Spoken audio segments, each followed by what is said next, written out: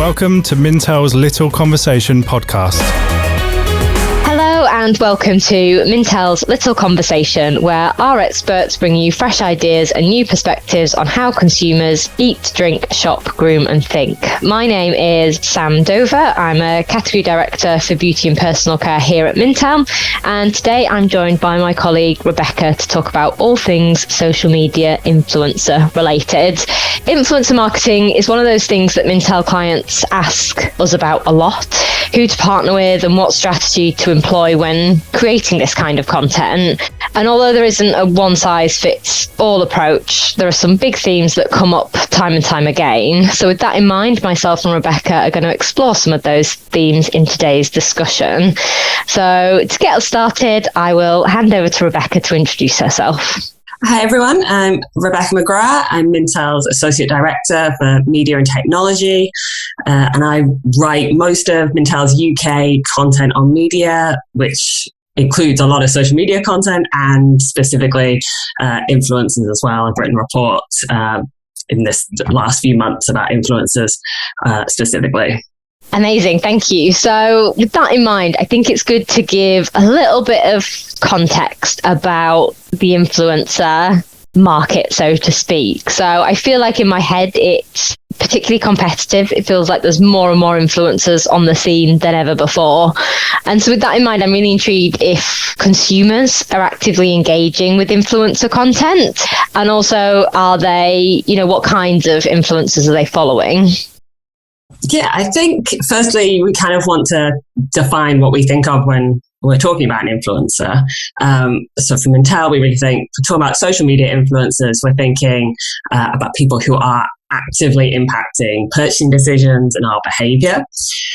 Now, that can be a broad range of people. You follow a lot of different people on social media, and we've sort of try to separate them off when you think about celebrities and traditional celebrities like athletes and musicians who are famous for things outside of social media. And then you have the social media personalities that are really famous for their social media content, a YouTuber, an Instagram star. And those are the people I think we really want to get into here when we're thinking about influencers. And you're right that as we just see more and more creators on these social media platforms gain really large followings, they're a huge source of entertainment and information for people. And therefore, we have seen they are having a real genuine impact on people's purchasing decisions across categories. It's not just those fashion and beauty brands that people might associate with influencers.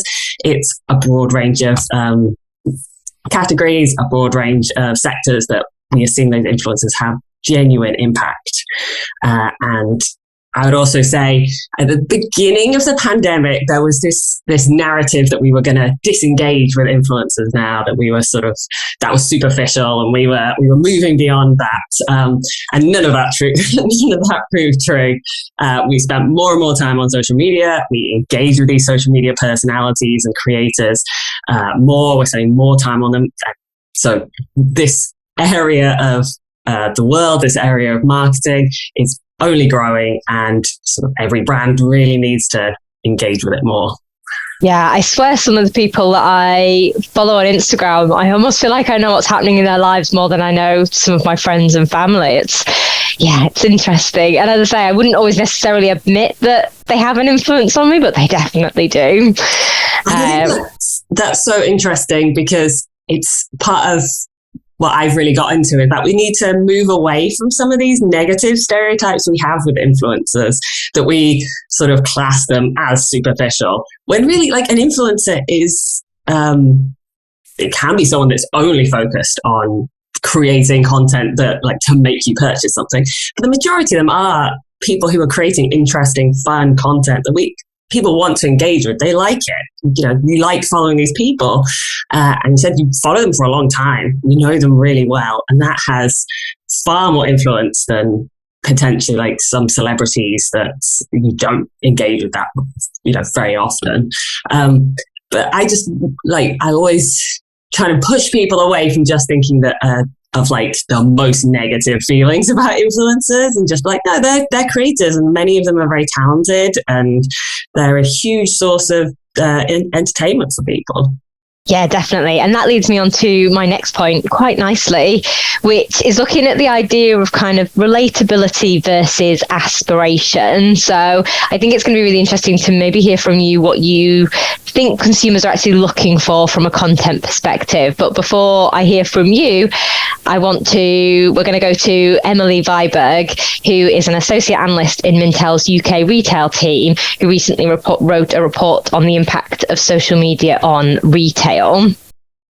Retailers are having to adapt to how consumers digest content on social media platforms, and we have seen video in particular play a central role in creating meaningful content and deepening connections with customers. However, it's not just about creating videos with the highest production value, but also producing content that is relatable. 54% of social media users feel connected to brands that use everyday people in their adverts. So by showing real people doing everyday things, brands and retailers can make social media users feel more connected to both them and their products. A retailer that stands out in this space is M&S. A large part of the company's social media strategy is dedicated to using its employees for campaigns and new product launches. For its Christmas campaign last year, staff at its Romford store released a rap song that went viral on TikTok, while more recently, an employee at its Northampton store attracted attention on social media for his Percy Pig dance routine that highlighted the launch of a new Percy Pig smoothie. So having individual social media accounts for 600 of its M&S stores means the retailer can tap into and connect more closely with local communities.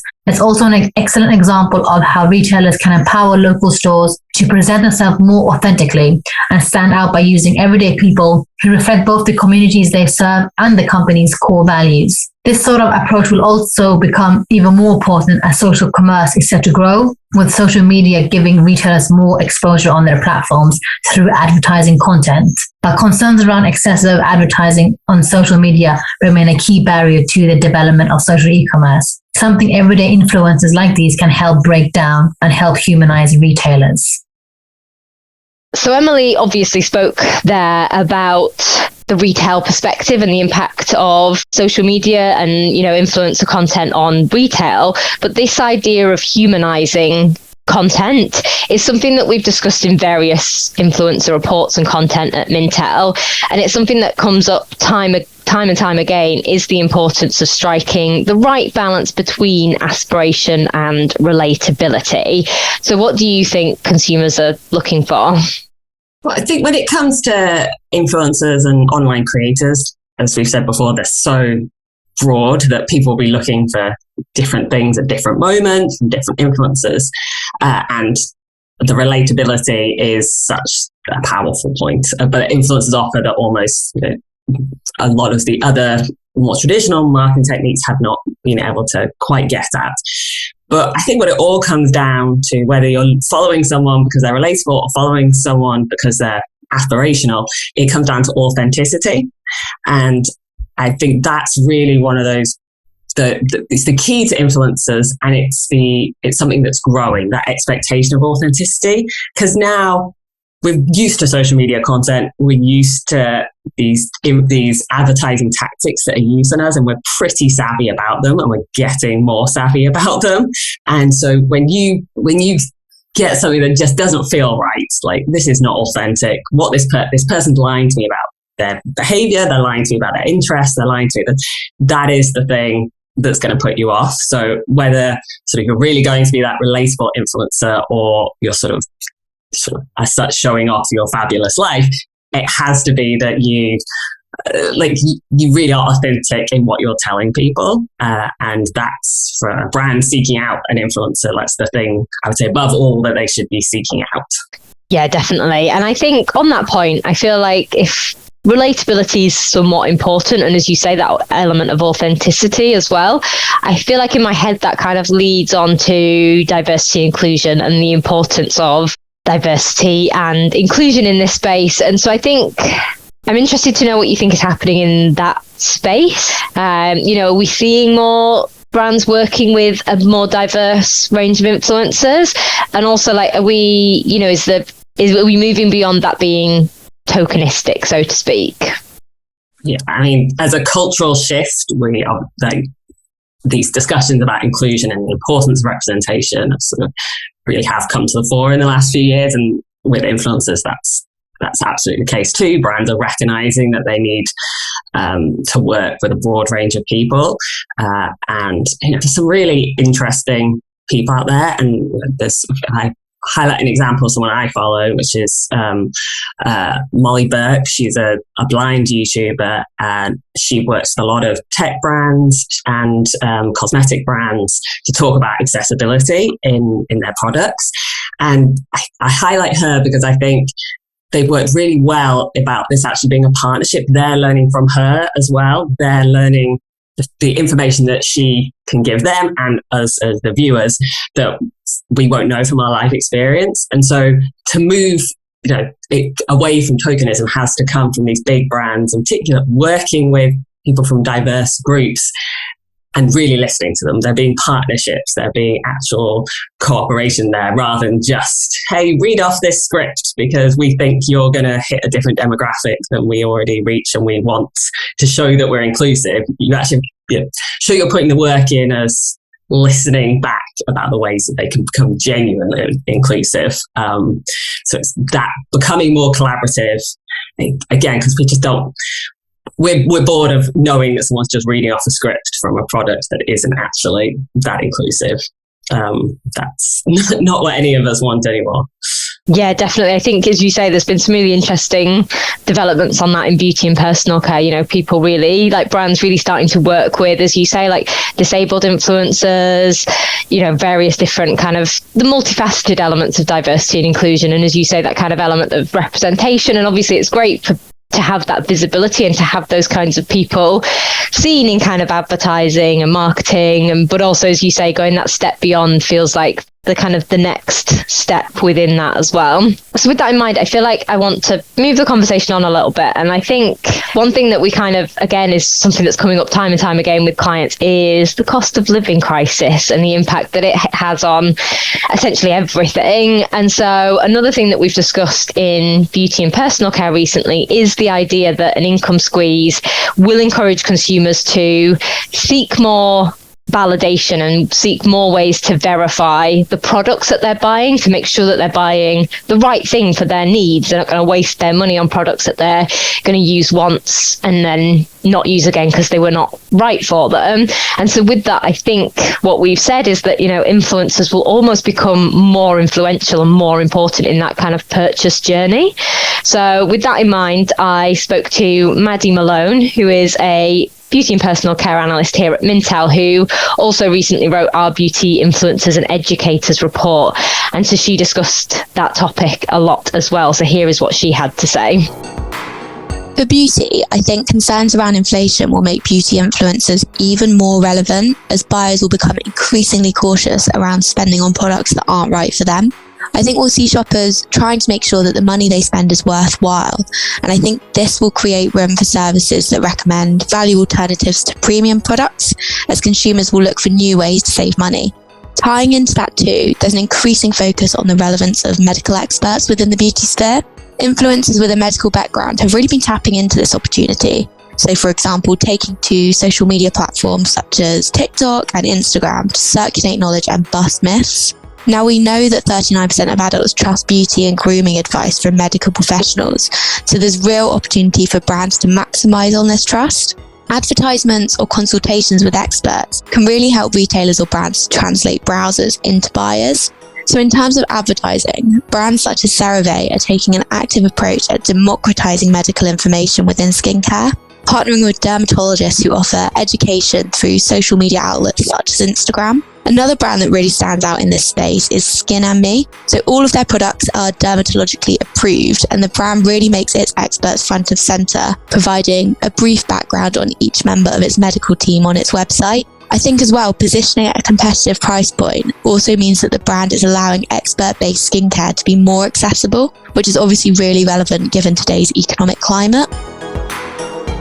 So Maddie there spoke about the kind of broader definition of influencers, so including people such as online consultants in there, as they become kind of influencers in their own right, which is hugely relevant in beauty and personal care. But again, I think her point here speaks to a broader theme, which is the growing influence of expertise on social media. So with that in mind, do you agree that an income squeeze will make influencers more influential in that purchase journey? But also I feel like there'll be a bit more scrutiny in terms of how able these influencers are to recommend products that people actually are going to want and use. And then, or on top of that, I'm interested, Rebecca, to hear if you think there's any other ways the rising costs of living will impact influencer marketing. Yeah, I think it's certainly true that it can make influencers more crucial in different markets, because that validation, that expertise you're seeking. And I think we'll see, especially for those influencers that really do have that expertise, that really have something to back up, that they know these markets and they know what you should buy. Say a tech influencer. If you're going to make this big purchase choice, you want to make sure this person really knows what they're talking about. So that is true. I think there's the other side of it though, where during, say, the pandemic, e-commerce took massive strides forwards, and that includes with influencers. That people were making, purchasing online more and more, and that's fantastic for sort of influencer marketing. But that now people, they're more reticent to make purchases, and certainly spontaneous purchases, which you might be encouraged to do from an influencer. Oh, they promoted this brand. Here's the link to that. You know what? That looks fun. I'll get it. That probably is a behavior people will curtail more, because they're much more cautious with their spending. So in that way, offside of it can some influencers might struggle a little bit. They might see that harm a little bit. And then the other side of it will sort of slow down this the development we've seen in a couple of years of having tipping features and having subscription options to back up a influencer's income stream and to bring in a bit more money. And that's certainly something more of the social media platforms have been incorporating. That is going to be a harder sell now to people. If they're used to watching this content for free and they like someone, they're willing to support them, but not obviously if they're having to be much more cautious with their budget. So I think influencers are gonna see those sort of drop off a little bit, or struggle to really convince people to tip them or to buy merchandise or something like that. So, as with anything, the cost of living crisis is multifaceted in its impact on sectors. Yeah, I think that's a really interesting point, because I'm glad you brought up subscription services and, those kind of paid, when people pay for content from certain influencers, pay for kind of different levels and tiers of content. I think what's really interesting about that is one way, I would imagine at least, to build a layer of kind of trust and build in that authenticity, because you're obviously not necessarily, it kind of takes the reliance off those brand partnerships and the income that influencers get from that. So I think that kind of brings up a whole other discussion around, what else if that's going to be more challenging to kind of build an income stream that way, that then, as I say, that kind of removes a layer of removes some, an opportunity for influencers to kind of build that more authentic and trustworthy content. So is there anything else influencers can kind of do on that front? Well, I think it's right, because I think those subscription tiers add, not only do they add a level of authenticity, they a closer relationship, because you're I'm part of the special group that follows these people, and they make content I'm sort of more aware of. So I think it sort of distances you a little bit, potentially. Building trust is really about being it's all those authenticity sort of ideas of, you have to really actually genuinely like this product and use this product and customize your recommendations in your voice, not in the voice of a brand. And because people will pick up on it if it doesn't seem genuine, if you're not making it fun, if you're not making it your style. I think because at the end of the day, I've always noted people recognize that you might have to watch adverts to get free content. We understand that that's a dynamic. What people do not like is feeling like they're being duped or like manipulated. If we're in on it with them, we're more okay with it. Like we're like, oh, I understand this relationship. I think other trustworthy thing to do is not putting too much advertising in your influencer. Like the more advertising you have, the less people are going to trust that you care about any of these products. So, for an influencer, I'd recommend being really selective about who you partner with for a multitude of reasons. And if you're a brand working with an influencer, I would say, look how many other people what else are they advertising? How many adverts are they putting in their content? How many sponsored posts do they have? Because the more sponsored posts they have, the more less valuable your specific one is, and the less consumers trust that this is not just advertising. But and on that note, I think I would also say long-term partnerships probably kind of tell a nice story. Like I definitely know there's a couple of lifestyle influencers that I follow that I've seen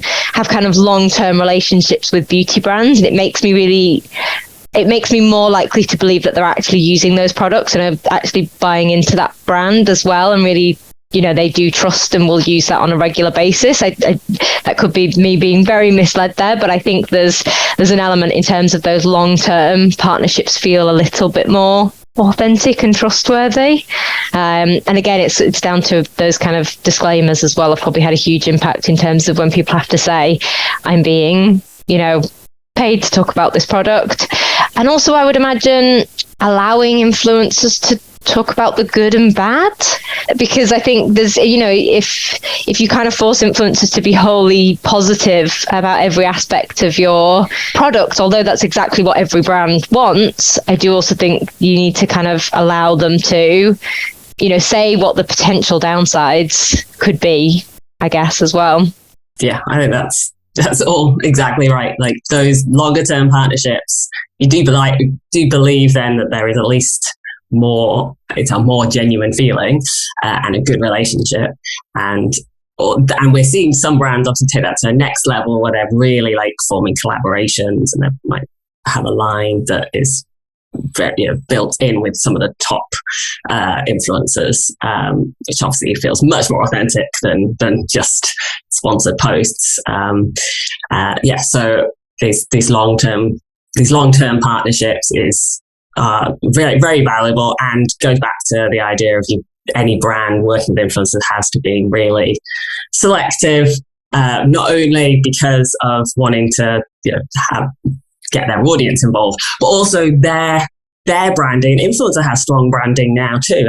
Now they've long been online for 10 years, if not longer.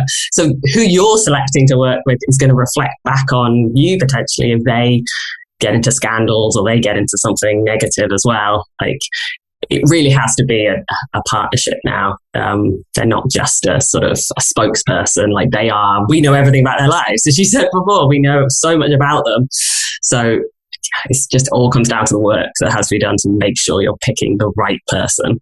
Yeah, because again, that is something that, as I mentioned in the kind of introduction earlier, it's something that clients come to us and ask us about on a regular basis, essentially. And I think it's such a challenging thing. And I think it's one thing that you just have to kind of recommend that brands go out and find the people who are truly right for their brand. Don't follow them because, we're kind of saying, oh, this person's got a lot of followers and this person creates interesting content. It's really about finding those people who know and already love your brand and want to shout about your brand, and just almost supporting them to create the right kind of content that's going to reach people. Yeah. And on that, sort of the recommendations are done of like seeking out micro influencers, which have seen much smaller followings, but because they have really engaged followings that really listen to them, and you can find the right micro influencer who knows about your brand or the area you're working in, that can be incredibly valuable. And the thing we've also found in our research is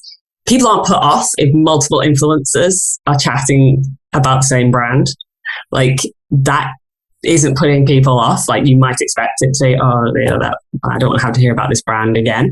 But people aren't put off. And we've seen some brands do sensational job working with influencers. Like, I think HelloFresh works with seemingly, in my view, everyone. I think you can't watch a creator without seeing a recommendation for HelloFresh at the end of it. But that has been like hugely powerful for that brand. And so, yeah, each brand has to have its own tactics and strategy. Like, for a lot of them, working with a lot of smaller influencers, if you pick the right people, can be way more engaging than just picking like, oh, this person has a lot of followers, which, might not mean much in the end. Yeah, definitely. And I think that leads quite nicely on to the next point is, I know I've spotted in your report, one thing that you talk about is the rise of live shopping and how that goes hand in hand with the need for creativity. So how important do you think it is for brands to give influencers creative freedom? I mean, it's everything to give them creative freedom now, within a framework, obviously. But these people know what they're doing better than the brand does in terms of who their audience is, what kind of content engages people. This is their job, which is like what people really need to firmly believe about influencers. Like, this is their job. They know how to make engaging content.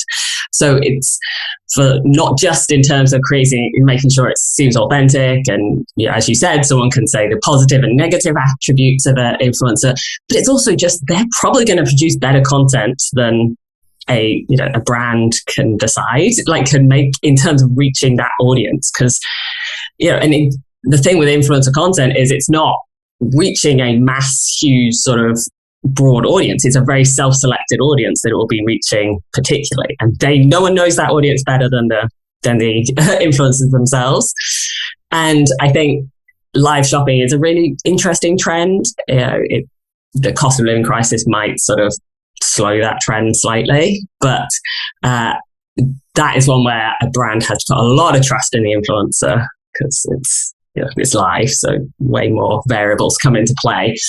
But again, trust that they can allow that creativity, create the best content to engage with that audience who really cares about them, and basically, to an extent, back off a little bit with letting influencers just create that content, and trust it's the person that should be recommending your brand. If you've, like I said, done that legwork to make sure they are. Yeah, essentially, I guess if you want to have a really prescribed idea of what kind of content and output you want from marketing, probably influencer marketing isn't the way you want to go, I guess. Yeah, then get an actor or a spokesperson. Like, the real power of influencers is that they're meant to be both relatable people, but also they just know how to create engaging content that their specific audience wants to engage with. Yeah, so on that note, another really interesting thing we've seen is how influencer marketing can really breathe new life, so to speak, into certain categories and can really build and foster a sense of community. And we see lots of really interesting content coming through in categories that we wouldn't otherwise expect. And I think household is a really great example of that. So to hear more about that, we spoke to Emilia Tonacchini, who is a senior household and brand analyst here in Mintel's EMEA team. Here is what she had to say. The experience of the pandemic has drastically changed the way consumers see household care. From being base need repetitive activities, home care tasks have become part of personal care routines and activities more clearly linked to ideas of health and wellness. We have explored how household care brands can transition from hygiene to health and lifestyle brands in Mintel 2021 Household Care Trend, Safe Home, Serene Home, and the Future of Household Care 2022. This fresher approach to home care has created demand for more premium and glamorous household care products, designed to upgrade the cleaning experience into a moment of self-love and enjoyment. For example, US consumers saw the launch of home care brands Safely from Kris Jenner and HomeCore from Courtney Cox.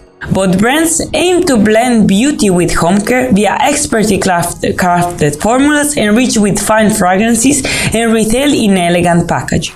The household care market also saw the launch of brands created around the idea of parenthood and specially developed to address the health concerns parents might have in respect to household care formulas and components. The focus on the home environment and cleaning activities triggered by the pandemic also encouraged more people to share the cleaning hacks and follow the step of millions like Queen of Clean, habitual host of British TV shows, and Mrs. Inch, one of the most popular Instagram cleaning influencers with over 4 million followers to date. An example of the contemporary cleaning enthusiasm is offered by the Clean Talk hashtag, which TikTok users are encouraged to use when creating home care related videos or looking for cleaning inspiration. Although after almost 2 years of intense cleaning, consumers are showing signs of hygiene fatigue, the way household care is experienced has changed forever. Brands can build on the new glamour and allure home care features to promote a wellness-inspired approach to household care and become more creative in terms of partnerships and range extensions. For example, collaboration social networks with the scientific community can help brands reach new audiences and really address the growing demand for transparency and increasing disclosure. At the same time, brands can explore the opportunities offered by modern pet love and increase focus on health via the development of premium pet-focused ranges aligned with wellness trends and created to address pet owners' unique hygiene needs. So I think the household example that Amelia just talked about, and I think, for example, the Mrs. Hinch effect is really the perfect example of how influencers don't just drive demand and don't just drive a change in behaviour in those really obvious categories like fashion and beauty and even things like technology. We're actually seeing this kind of content have a real impact on a huge spectrum of different categories. So would you agree with that, Rebecca? And have you seen kind of similar things happen in other categories? Yeah, I think that's true. And it speaks to the point I made earlier about that not pigeonholing what you think of influencers are. Like influencers touch on everything because social media content touches on everything, and they are experts, like truly experts in a wide range of topics. And we're seeing, therefore, impact happen on every sector, including the ones you don't necessarily expect. I think one of the most interesting trends I've seen is the book talk trend recently of like the impact that TikTok content has had on book sales.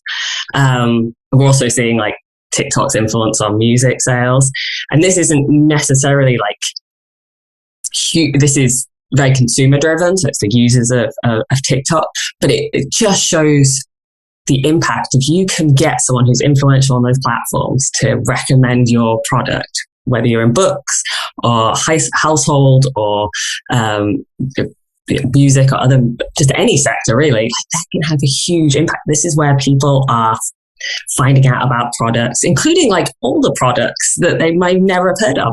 Young people on TikTok finding about all the things that they didn't know about because they trust each other and they trust their favorite influencers, their favorite creators. And so no sector should feel that influencers and online creators are irrelevant to them.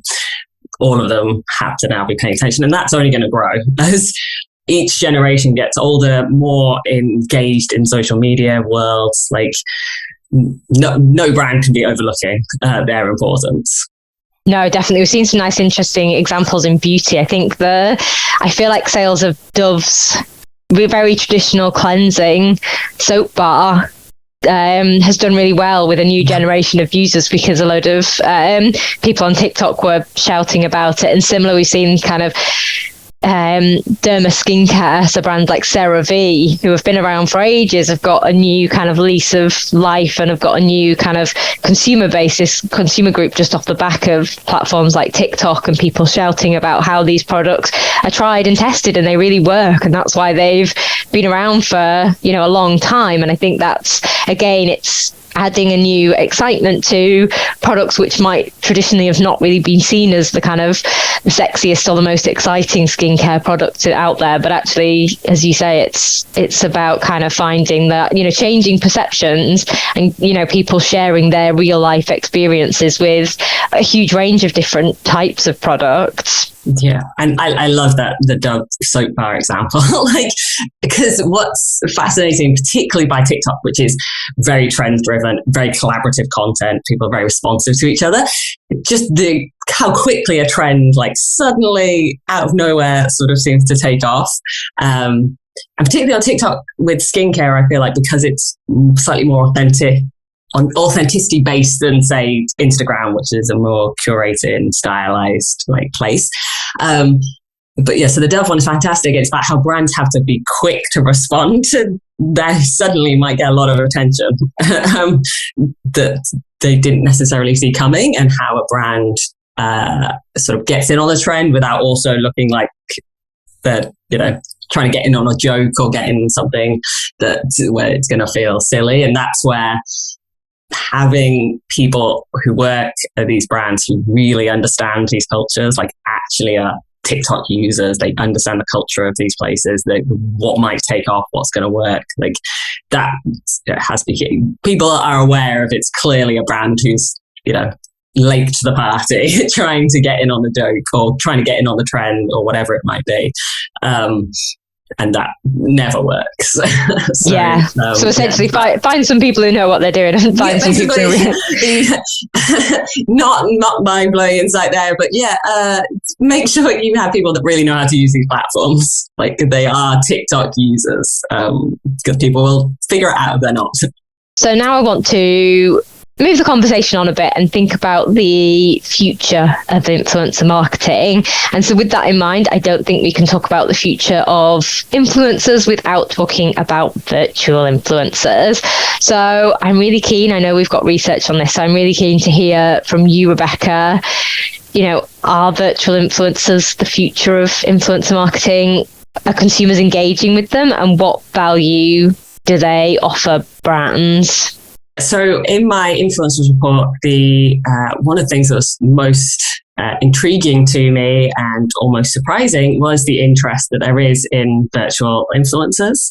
I asked people who follow influencers whether they'd be interested in following a virtual influencer, and 45% were interested, which was higher than honestly I was expecting, because you expect people to be put off of something that is fake, maybe isn't, you expect, it kind of goes against some of the ideas you have of the relatability and the authenticity that an influencer can offer.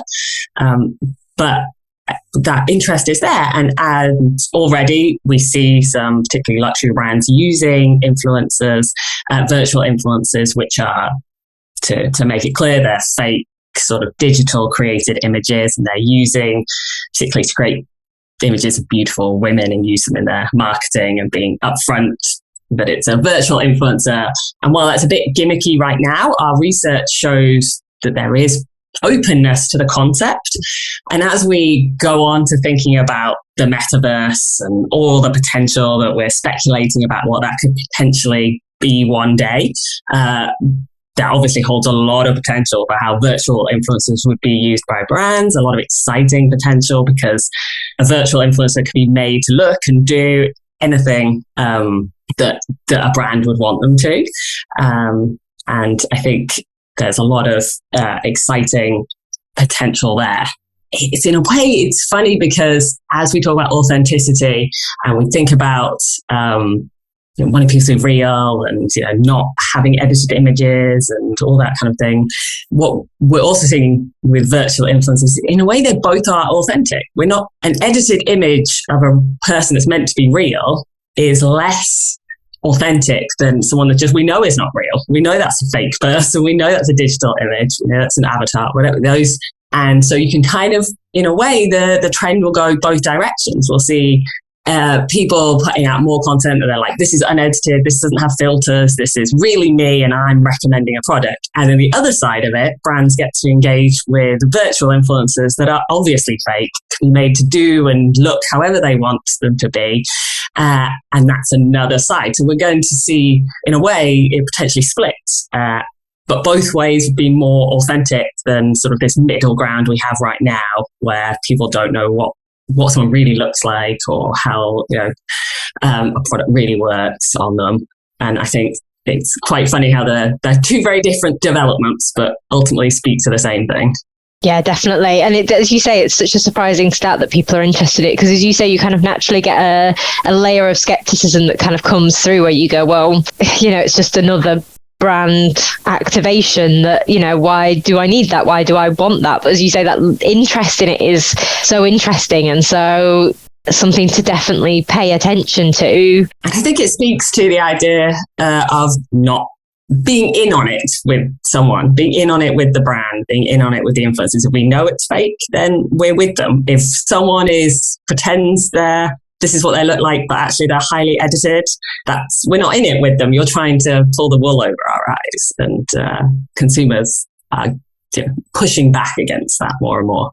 Yeah, it's the transparency aspect, isn't it? Because I remember having this conversation recently about how when you're following people on, not to bring it back to beauty, but again, and to bring it back to skincare, you see all of these kind of discussions from influencers and celebrities in particular, and you always see them talking about, the products they use and the routine that they use, but deep down underneath all of that they're having a whole load of, professional, very expensive treatments that the average consumer can't kind of use to complement their everyday skincare routine. And so with that, you kind of know that you're probably never going to achieve the amazing results that they're achieving because you haven't got access to the whole thing. So it's that transparency of influencers going, this is my routine, but actually I'm supporting it with XYZ as well. That is the kind of thing that consumers are really craving. So again, it's just to bring it back to that idea of transparency and being really open and honest about what this content is and, what brands are trying to achieve with it. Yeah, and we certainly all know of celebrities that have got in trouble because they're doing their routine, but quite blatantly not. And that's the thing with social media content, versus an advert, a TV advert back in the day. It's right there and everyone can scrutinize it forever. So they're going to note if you're not actually, using this product, but pretending you are. You're going to get found out because, social media content exists there for and people will scrutinize it. It's not the same as a TV advert at all. So we're definitely running out of time now, but before we wrap up, I want to round up and kind of give people the kind of key recommendations or things that we want them to remember from this conversation. So I'd normally do this myself, but I'm going to throw it out to you, Rebecca, since you're the star of the show. So if you had 3 kind of recommendations or things you wanted people who are listening to remember from this episode, what would they be?